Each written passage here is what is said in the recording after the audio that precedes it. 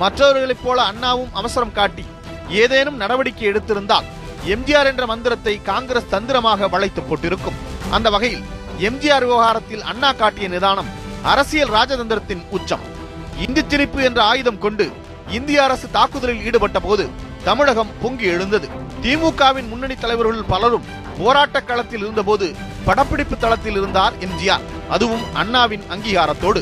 ஆம், திரைக்கலைஞர்கள் போராட்டங்களில் பங்கேற்பதற்கு விதிவிலக்கு தந்திருந்தார் அண்ணா. அதைத்தான் எம்ஜிஆர் பயன்படுத்திக் கொண்டிருந்தார். அது கட்சியின் மூத்த முன்னணி தலைவர்கள் பலரையும் சினம் கொள்ள செய்திருந்தது. 1967ஆம் ஆண்டு தமிழகம் தேர்தலுக்கு தயாராகி இருந்தது. தேர்தல் நிதியாக 1 லட்சம் ரூபாய் நிதி தருவதாக மேடையில் பேசினார் எம்ஜிஆர்.